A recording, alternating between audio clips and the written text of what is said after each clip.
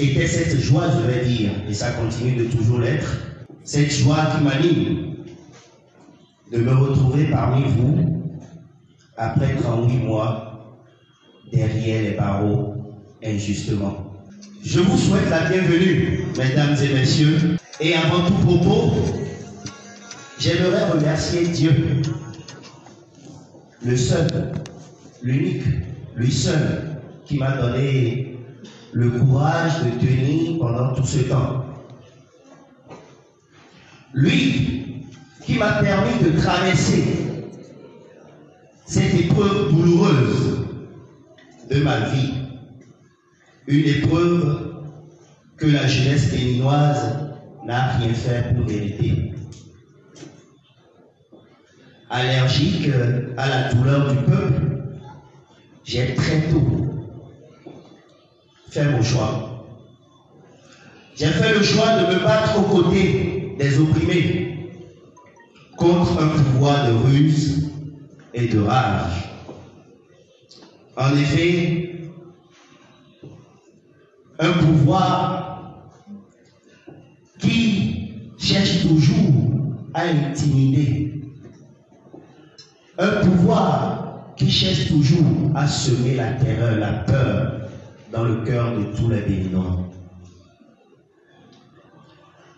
En faisant ce choix, j'étais entièrement conscient des inconvénients. Oui, j'étais conscient. Et des risques que je cours en combattant un régime autocratique.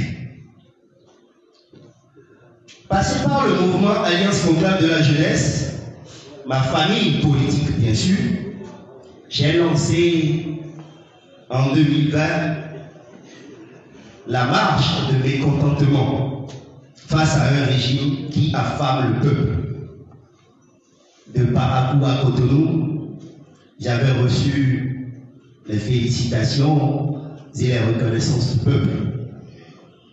Rêvant d'une force politique unie et forte pour vaincre l'autocratie. La coalition des jeunes de l'opposition. Je crois bien que beaucoup d'entre nous se rappellent de ce nom.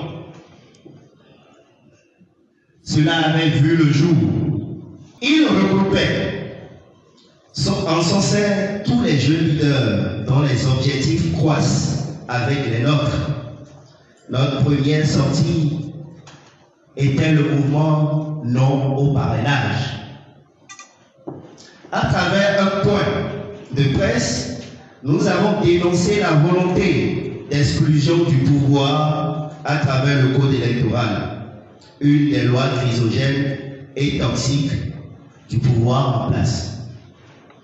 Ainsi, dans l'espace de quelques jours, la coalition des jeunes de l'opposition avait enregistré en son sein plus d'une vingtaine de mouvements de jeunes.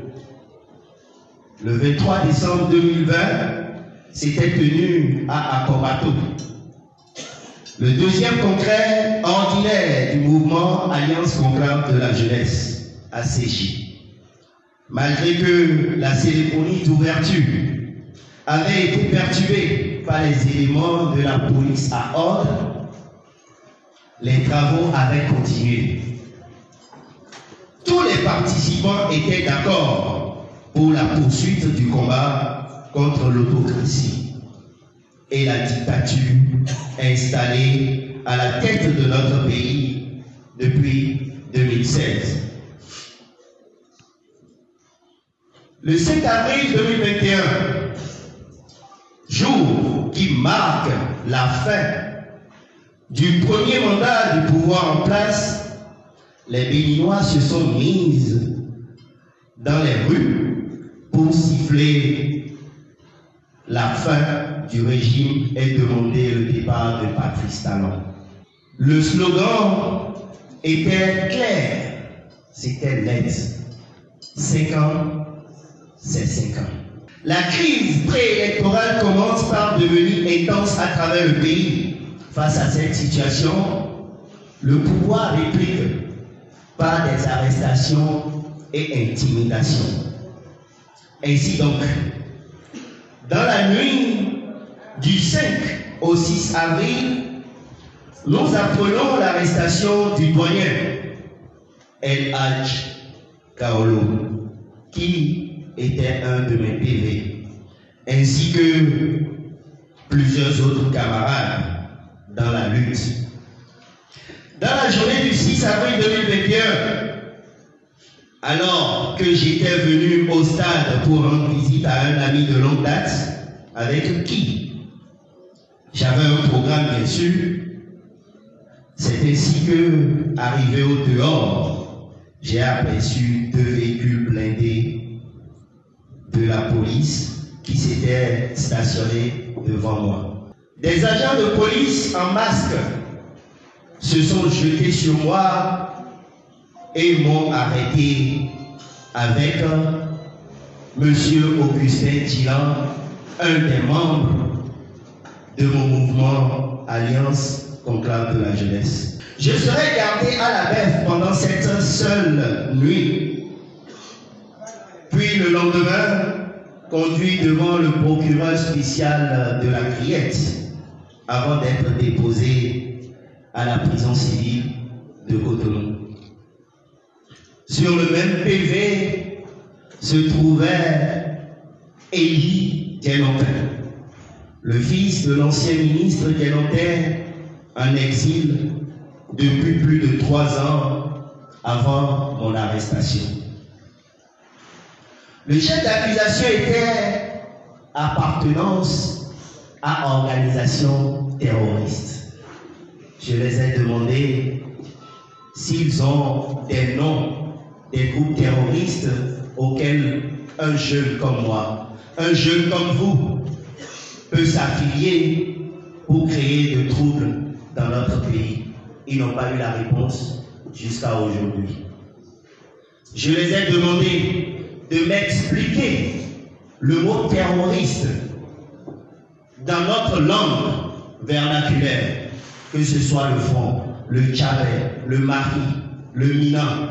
Ils n'ont pas pu jusqu'à aujourd'hui, mais honte à eux. Ainsi, reparti pour 38 mois d'enfer et de torture. Lors des premières semaines, on n'avait pas droit aux visites ni aux informations. Ce n'est qu'après la dénonciation et de dures bagarres que je supportais.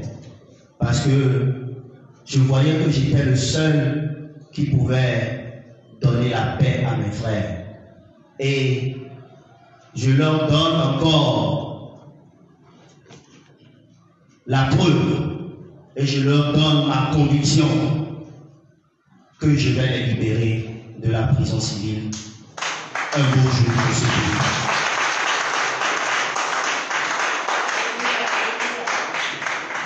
Ce n'est qu'après cette dénonciation qu'on nous a partagé dans des bâtiments.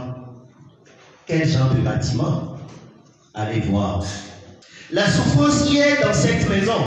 Je n'aimerais pas m'attarder sur cette période douloureuse, période marquante de ma vie. Pour continuer, j'aimerais bien rendre un vibrant hommage à nos compatriotes qui sont toujours dans les prisons juste parce qu'ils défendent le juste et le bon. Mes hommages à tous mes frères et sœurs qui croupissent dans les prisons. Le peuple vous libérera un jour. Le Bénin vous libérera un jour. Après 38 mois d'absence, j'ai vu un Bénin méconnaissable. Oui, un Bénin méconnaissable pas à cause des rues ou des ruelles dans les vents. Un Bénin méconnaissable à cause de la statue d'Ioguera en botte déplacée au Carrefour Erevan ou de la statue de l'Amazone, ce n'est pas à cause d'eux, ni même des fleurs plantées derrière la présidence, ce n'est pas à cause de ça que le Bénin est reconnaissable. Non, j'ai vu un Bénin dépourvu de toutes ses valeurs morales et éthiques. La jeunesse déboussolée et désorientée se livre aux pratiques sexuelles déshonorantes. Sur les réseaux sociaux, vous allez les voir. Ils en ont busy. Le chômage devient de plus en plus accentuant devant un gouvernement impuissant face à cette situation. L'intimidation et la peur se fait sentir sur tous les visages des Béninois.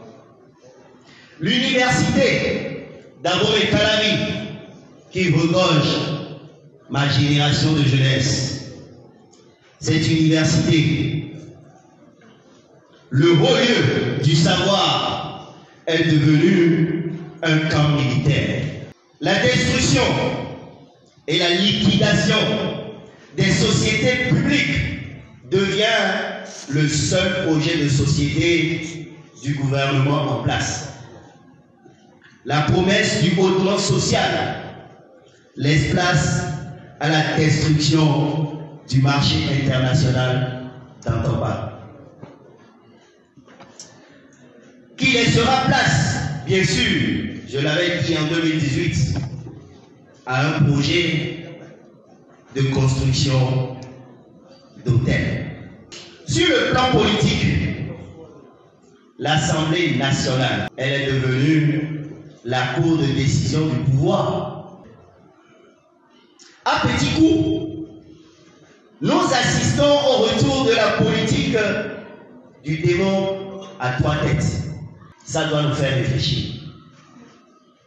Les objectifs de développement durable, ODD, également nommés objectifs mondiaux et qui ont été adoptés par les Nations Unies en 2015 pour être un appel mondial à agir pour éradiquer la pauvreté, protéger la planète et faire en sorte que tous les êtres humains vivent dans la paix et la prospérité d'ici 2030, ne sont jamais respectés chez nous au Bénin.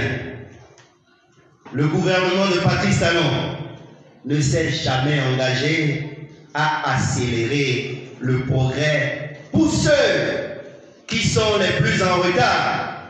Je veux parler de la basse classe.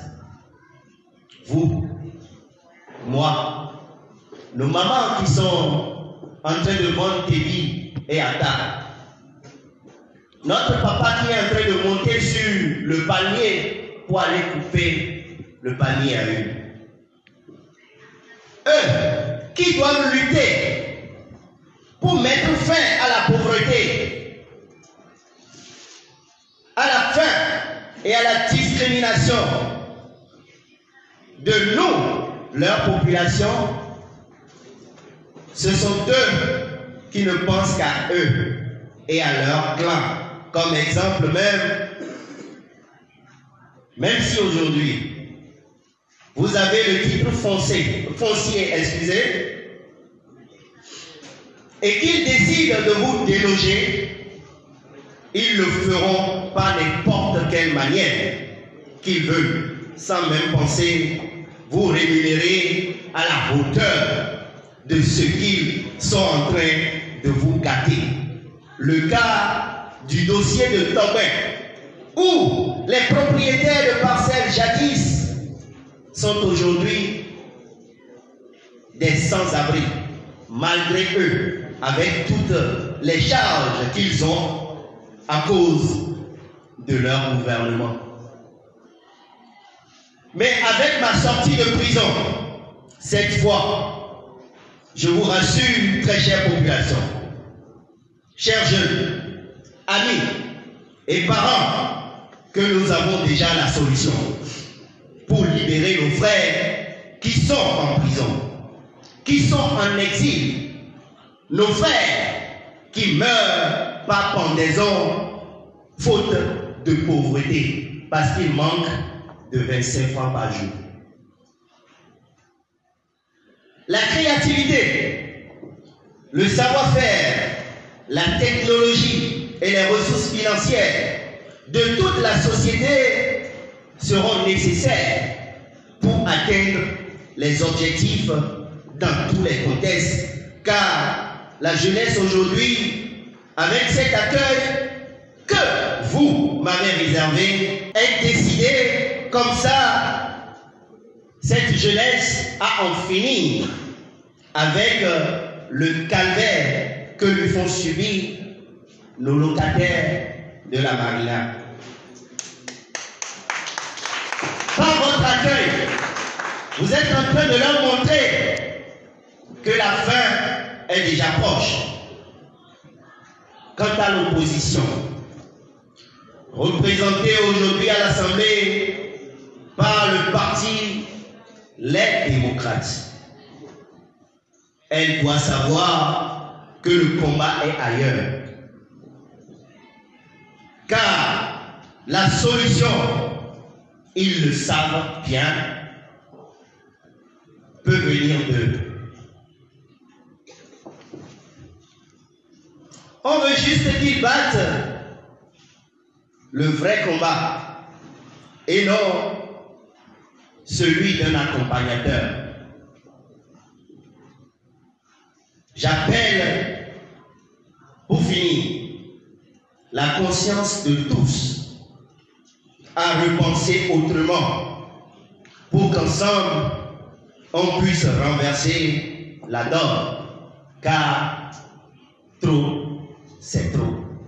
Allez dire à Patrice Talon que Thibault n'aura jamais peur de lui. Il peut m'enfermer 1000 fois, mais le jour viendra, je vais le faire quitter. Vive le Bénin, je vous remercie.